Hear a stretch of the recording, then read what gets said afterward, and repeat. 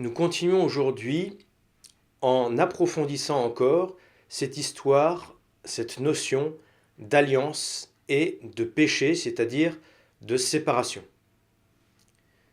Le péché, je vous ai dit, que ce soit le péché originel ou le péché personnel, c'est toujours une attitude du cœur qui correspond à dire oui, mais moi je. Oui, mais désobéissance, moi je, orgueil. Cette attitude du oui, mais moi je, ou cause toujours tu m'intéresses, ou j'en ai rien à faire de ce que tu me racontes, est pour la personne qui pose l'acte toujours la même chose. C'est toujours du oui, mais moi je. Par contre, pour la personne à qui on le dit, ça ne va pas avoir la même portée. La portée de notre acte de dénigrement de l'autre va plus ou moins le blesser en fonction de la proximité que j'ai avec l'autre, ou plus exactement en proportion de l'amour qu'il me porte. Si je marche dans la rue et puis que un clochard ou un autre importun vient me solliciter et que je lui dis pop pop pop, c'est bon, j'ai pas le temps.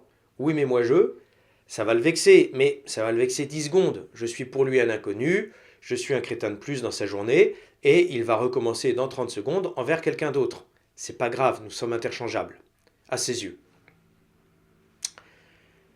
Si je dis à mon meilleur ami oui, mais attends, plus tard, il va marquer un temps d'arrêt. Parce que non, c'est pas dans le contrat de l'amitié. Non, tu me dis pas plus tard. Et normalement, à sa réaction, je dois corriger en disant excuse-moi, j'ai besoin de 3 secondes pour enregistrer ce que je suis en train de faire sur l'ordinateur, et je suis à toi, évidemment que je suis à toi. Tu es mon meilleur ami, et évidemment que je suis attentif à ton bien-être. Imaginons que je le dise à ma femme. Là, c'est plus grave, il y a un contrat explicite qui est passé, j'ai une promesse que j'ai faite de soutien mutuel. Donc, évidemment, si je dis à ma femme, écoute, c'est bon, j'ai pas le temps, elle va être profondément blessée.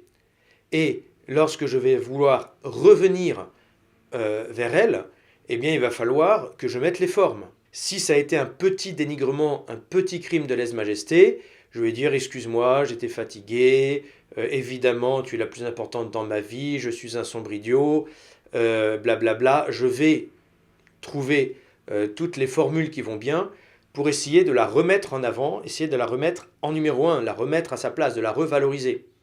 Et puis si vraiment j'étais un gros mufle, eh bien avant de me présenter à elle, bizarrement, je vais faire un petit détour par le fleuriste. Et du coup, je vais me présenter, vous voyez, à mon épouse avec plus de remords, ou on pourrait dire avec plus de contrition, avec un cœur un peu plus écrasé, et puis je vais mettre davantage les formes. Pourquoi? Parce que je l'ai blessé davantage. Et donc, si je veux consoler son cœur, il va falloir que je mette davantage de délicatesse dans mon propos. Maintenant, nous parlons d'offenser Dieu. Dieu nous aime avec tout l'amour de son cœur, c'est-à-dire infiniment. Comment voulez-vous que moi, simple être humain, je demande pardon à Dieu infiniment? C'est juste impossible. Je peux faire plus, davantage, mieux encore, mais ce sera jamais infini. Infini, c'est toujours plus un que ce que je pourrais faire. Donc, jamais je ne pourrai consoler adéquatement le cœur de Dieu. Je suis un homme fini, c'est un Dieu infini. Donc, le problème, d'une certaine façon, est insoluble. Et vous comprenez pourquoi, dans les anciennes alliances, dans l'Ancien Testament, quand Dieu dit à l'homme tu feras, ça ne peut pas fonctionner. Parce que tu feras plus, tu feras davantage et mieux encore, ce ne sera jamais infini. Tu ne pourras jamais mettre un acte d'une délicatesse infinie pour consoler mon cœur, puisque ton cœur est fini, limité. Quand bien même tu ferais le maximum de ce que tu peux faire, ce ne sera toujours pas l'infini. Donc les anciennes alliances ne peuvent pas fonctionner par définition. Alors, que va se dire Dieu? Là, nous allons rentrer dans le plan stratégique de Dieu. Je vous dévoile la pensée divine que la Bible révèle. Le plan stratégique de Dieu est le suivant. Puisque Dieu est Trinité, il y a un coup à jouer.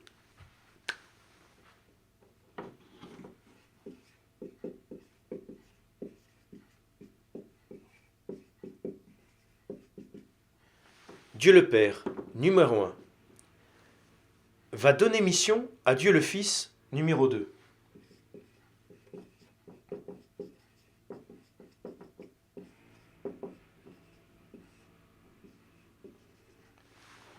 de se faire homme.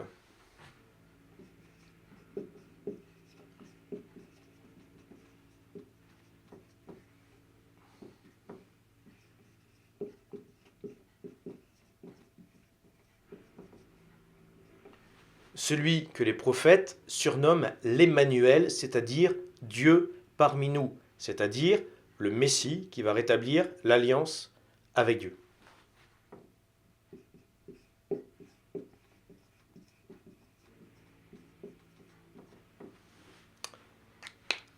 Car ainsi, il y a deux principes qui vont pouvoir jouer. En tant qu'homme, par solidarité humaine, Dieu le Fils fait homme, l'Emmanuel, Jésus, va pouvoir parler au nom des hommes. Je vous le réexplique après.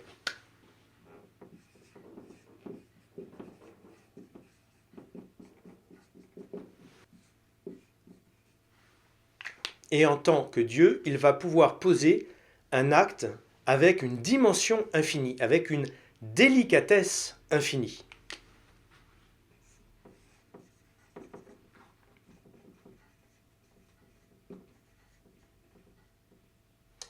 On va dire infinie délicatesse.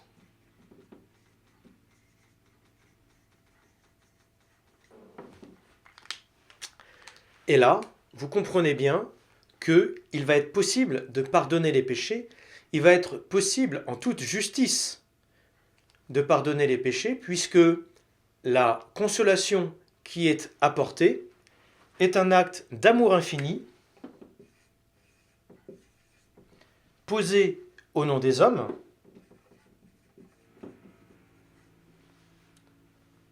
en direction de Dieu le Père, qui aime les hommes infiniment. Eh bien, mathématiquement, l'infini égale l'infini, ou, parce que ce n'est pas une question de mathématiques, mais de relation d'amour, en toute justice, eh bien, je peux pardonner à la personne. Je peux considérer que je suis consolé. Je peux considérer que nous sommes quittes. Et nous sommes en toute justice. Donc vous voyez que quand Dieu pardonne, c'est pas allez, on dirait que, on va faire comme si. Comme si, c'est le diable. Hein. Dieu, c'est en vérité. Et Dieu, en vérité, ne va pas tricher. Il respecte notre liberté, notre capacité de dénigrement, de lui dire non. Eh bien, en toute vérité aussi et en toute justice, pour de vrai, il va nous donner le moyen de revenir à lui adéquatement. Ça, c'est ce qu'on va appeler la satisfaction. L'adéquation. Satisfaction, ça vient du latin satis, assez, facere, faire. Donc nous dirons que Jésus satisfait au nom des hommes.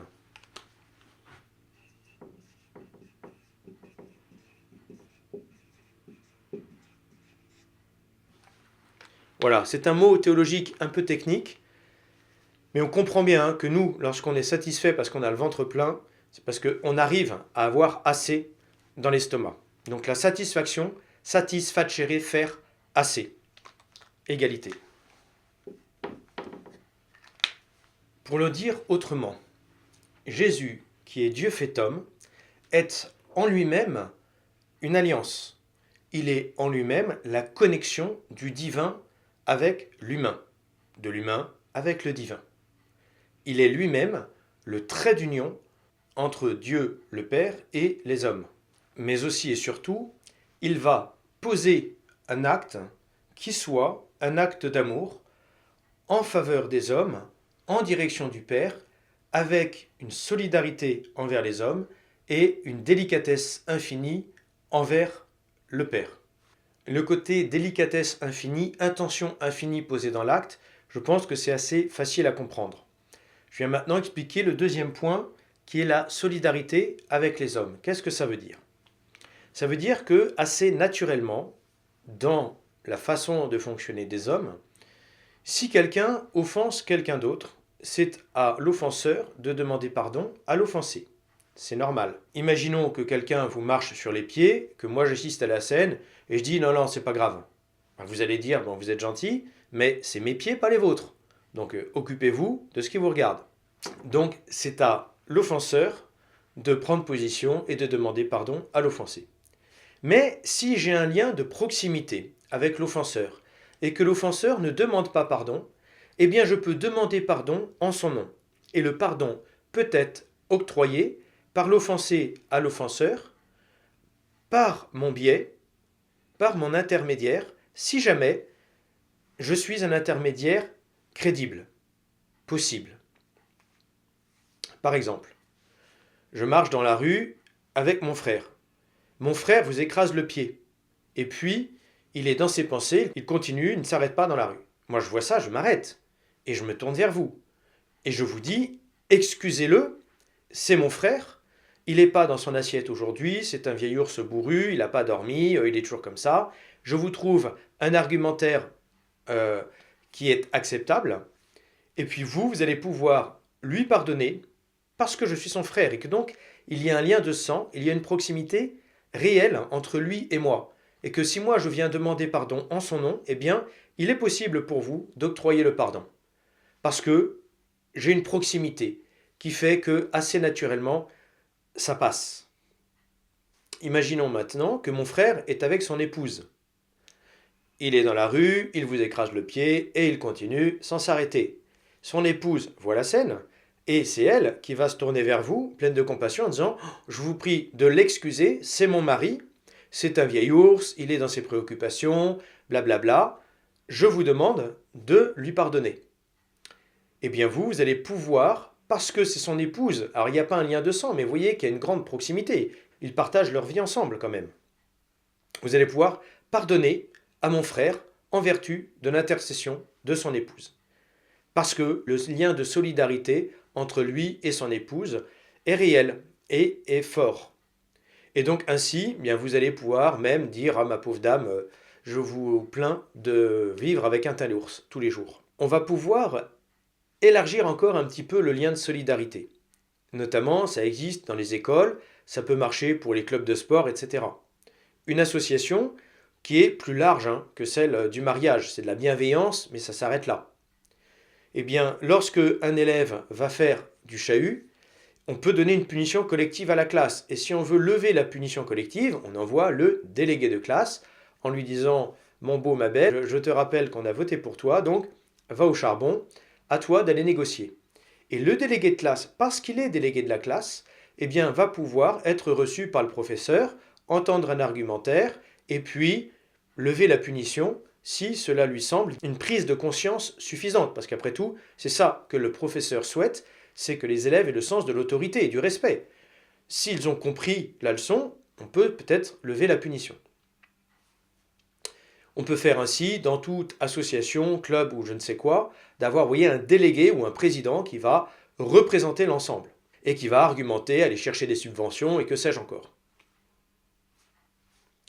Nous allons élargir encore un peu plus que le club ou la classe. À l'échelle d'un pays, tout Français est ambassadeur de la France lorsqu'il se trouve à l'étranger. Si un Français se tient mal, il va y avoir la possibilité dans la tête des gens de se dire ah, les Français sont mal élevés, ah, les Français n'ont aucun sens du respect, ah, les Français parlent trop fort, ah, les Français. Voilà.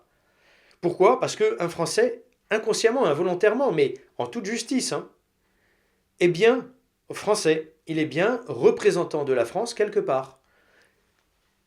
Tout Français est ambassadeur de la France à l'étranger. Et donc, si jamais un Français vient à mal se comporter, eh bien, on acceptera qu'un Français vienne intercéder pour expliquer les mœurs, le truc, ou simplement dire non, non, ne généralisez pas, c'est lui qui est comme ça, c'est pas les Français, pardonnez aux Français. Bref, un argumentaire valable, mais de la part de quelqu'un de crédible, avec qui il y a une solidarité, vous voyez, entre l'intercesseur et l'offenseur. De façon encore plus large.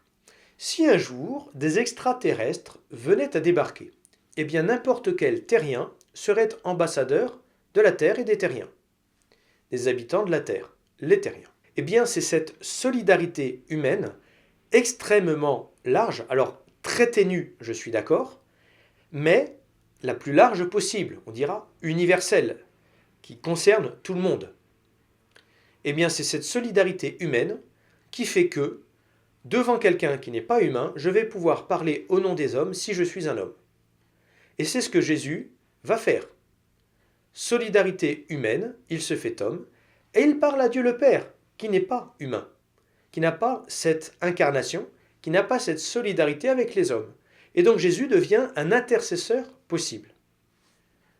Pour expliquer cette solidarité de façon plus simple, par exemple à des enfants, eh bien vous pouvez dire que lorsque l'on est attablé, tous ensemble, chacun a le droit de tendre son assiette pour demander à être nourri, et vous avez le droit aussi de tendre l'assiette de votre voisin.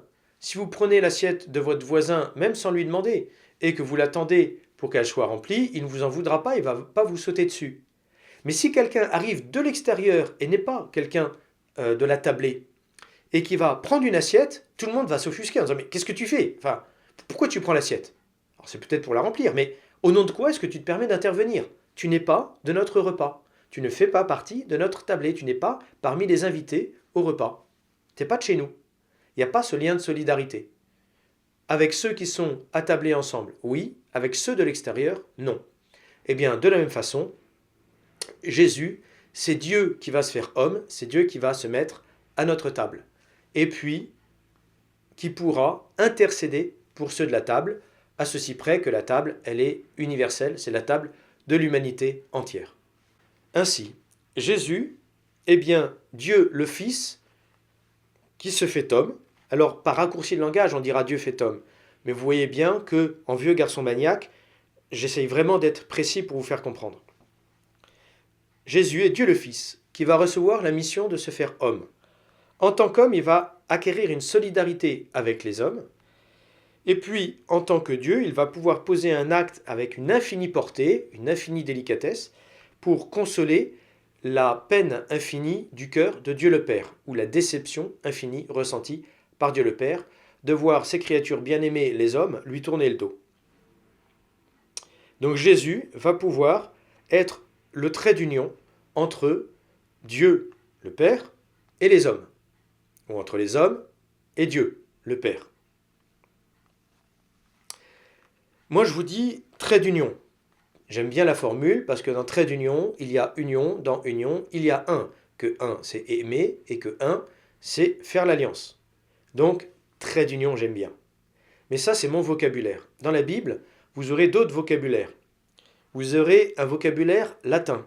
On dit que Jésus est l'intercesseur entre les hommes et Dieu, le Père. Intercessio, ça veut dire qu'il se tient, cessio, inter, entre. Il se tient entre Dieu et les hommes, Dieu le Père et les hommes. Ou alors, vous avez un autre vocabulaire qui est de dire que Jésus est le médiateur, et ça vient du grec. Média, c'est le milieu. Le médiateur, c'est celui qui est au milieu. Jésus est le médiateur entre Dieu le Père et les hommes, entre les hommes et Dieu le Père. Donc voilà le vocabulaire que vous aurez dans la Bible. Maintenant, comment est-ce que Jésus va nous reconnecter au Père?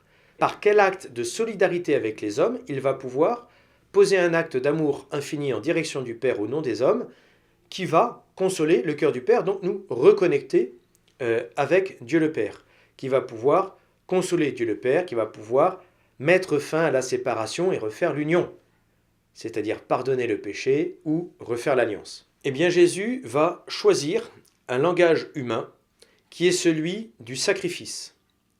Le sacrifice, c'est « je prends la balle à ta place ».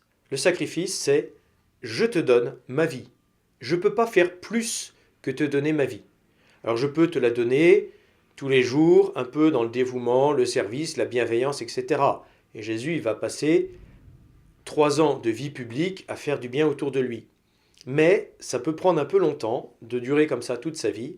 Donc on pourrait dire que Jésus va concentrer sa vie dans l'acte du sacrifice. Je vais gagner du temps, je vais te donner toute ma vie, mais en quelques heures. Ainsi, Jésus va poser un acte de sacrifice, c'est-à-dire de don total de soi, ou plus exactement, dans la Bible, dans l'Ancien Testament, on appelle ça l'Holocauste, c'est-à-dire le don total de la victime à Dieu. L'animal que l'on offre en holocauste, on ne fait pas que le tuer et offrir la graisse de l'animal et récupérer par exemple la viande, mais on va tout faire brûler. On ne récupère rien du sacrifice offert à Dieu. C'est ça l'Holocauste. Victime d'Holocauste, c'est la destruction totale de la victime pour l'offrir totalement à Dieu. C'est du 100%. Eh bien Jésus va faire le don total de sa vie à 100% à travers un acte de sacrifice, c'est-à-dire un acte du don total de sa vie dans un temps bref, afin de montrer son amour. Jésus, du reste, le dit explicitement. Il dit, il n'y a pas de plus grand amour que de donner sa vie pour ceux que l'on aime. Alors on peut donner sa vie au compte-gouttes, on peut donner sa vie tout d'un bloc. Lui va choisir la formule tout d'un bloc. Et il explique son sacrifice. Avant de le poser, il fait le sous-titrage, il dit « Ma vie, personne ne la prend, mais c'est moi qui la donne. » Et j'ai envie de rajouter qu'il sous-entend « malgré les apparences ». Parce qu'effectivement, il va se faire coxer, il va se faire attraper par les Juifs et les gardes du temple.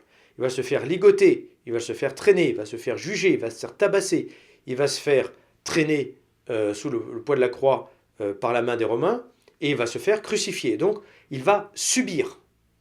Mais il le dit, ma vie, malgré les apparences, personne ne la prend, c'est moi qui la donne. C'est-à-dire, je laisse faire. Si je laisse faire, je fais. Je ne me défends pas. Jésus choisit de ne pas se défendre. Et je vous montrerai plus tard, Jésus, il était charpentier et il était charpenté. C'est un beau bébé, hein. Là, on parle du plus d'1,80 m et 90 de large, hein. Si Jésus avait voulu, lorsqu'on l'arrête à Gethsémani, au mont des Oliviers, il avait voulu se défendre physiquement, il aurait pu. Du reste, quand Saint Pierre va sortir un glaive pour le défendre physiquement, il va lui dire « Laisse, range ton glaive. Je laisse faire. Ma vie, personne ne la prend, c'est moi qui la donne, je laisse faire. » Donc c'est moi qui donne ma vie à travers une passivité apparente. Mais intérieurement, c'est bien un acte de don. C'est bien un acte positif. J'ai envie de vous dire, c'est un acte actif. Deuxième chose qu'il dit, il n'y a pas de plus grand amour que de donner sa vie pour ceux que l'on aime. L'acte d'amour qu'il va poser volontairement, qui est un don total de soi, il va l'effectuer sur la croix.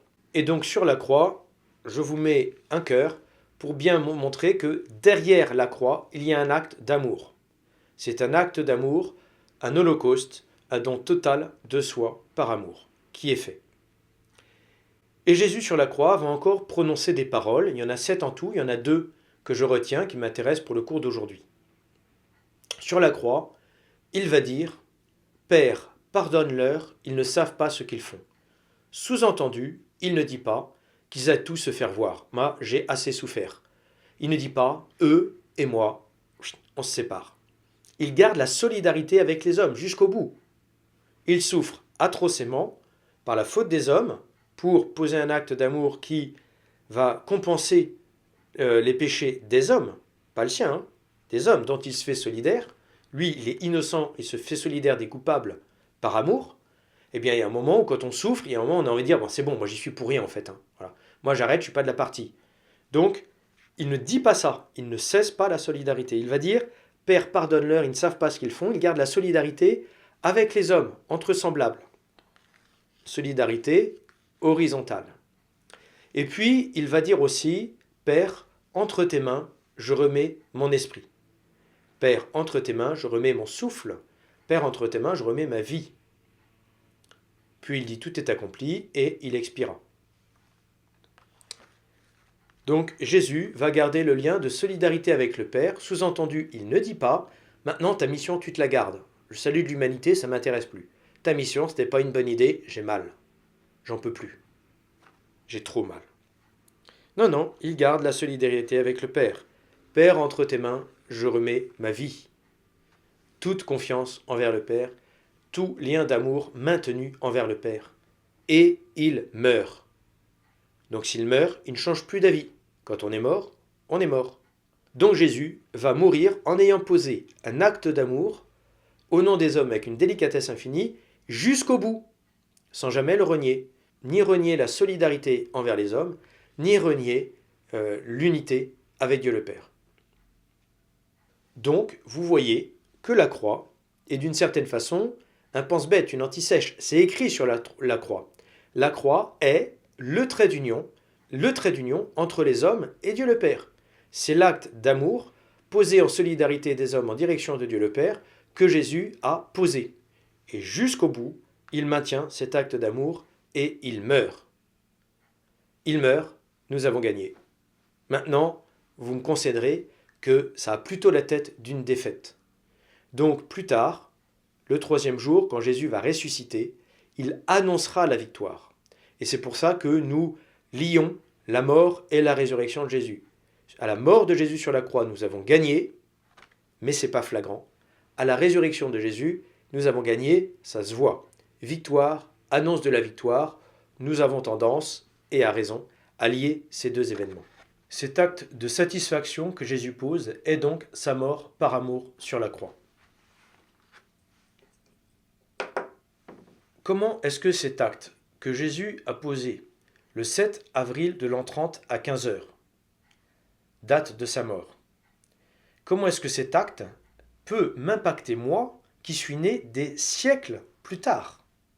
Moi, je n'étais pas présent au pied de la croix. Alors oui, Jésus a posé cet acte d'amour en intention pour tous les hommes, mais comment est-ce que cet acte me parvient à moi? Ou du reste, comment il parvient aux contemporains de Jésus? Mais ce qui m'intéresse, c'est moi. Eh bien, il y a un sacrement, un signe sacré, qui va nous faire profiter de cela. Je vais demander à Jésus, à Dieu, de m'appliquer ça, le bénéfice de la mort et de la résurrection de Jésus, à moi. Je vais demander à ce que cela me soit appliqué. Ce sacrement, c'est le sacrement du baptême. Baptizo en grec, ça signifie plonger. Plonger, c'est être 100% dans l'eau. Si on a la tête qui dépasse, on n'a pas à plonger. Si on est totalement immergé, là, on est plongé. Le baptême, c'est le signe de prendre la personne et de la mettre plouf dans l'eau, 100%, totalement dans l'eau, pour signifier qu'elle va faire plouf dans Dieu, 100% dans Dieu. Elle va être reconnectée à Dieu. Au baptême, je demande à recevoir le baptême, je demande à ce que le bénéfice de l'acte que Jésus a posé sur la croix me soit attribué. Et donc c'est pour ça qu'au baptême, nous disons que le baptisé est baptisé dans la mort et dans la résurrection du Christ. Ça veut dire quoi? Qu'il va être plongé dans l'acte de mort de Jésus, qui est la victoire, la reconnexion avec Dieu, et la résurrection, la manifestation de cette victoire. C'est donc par le baptême que je bénéficie de cela, c'est par le baptême que je suis reconnecté à Dieu, c'est par le baptême que je deviens chrétien. Pour le dire autrement, de façon plus imagée que les enfants comprennent, il y a deux façons de gagner un match de foot. Ou bien vous êtes celui qui marque les buts, ou bien vous avez le même dossard que celui qui marque les buts. Quand vous êtes dans l'équipe de celui qui marque les buts, vous gagnez le match. Du reste, que vous soyez actif sur le terrain ou sur le banc des remplaçants, eh bien vous gagnez le match quand même. Nous, dans la vie chrétienne, il s'agit un petit peu de cela. Jésus nous acquiert la victoire, c'est lui qui marque le but. Nous demandons à faire partie de son équipe. Nous demandons à être associés à l'acte qu'il a posé. Et bien évidemment, il est plutôt recommandé d'être actif que passif, c'est-à-dire il est plutôt recommandé d'avoir une vie chrétienne de collaboration avec le Christ qui soit réelle, pas simplement être juste baptisé et attendre que ça se passe.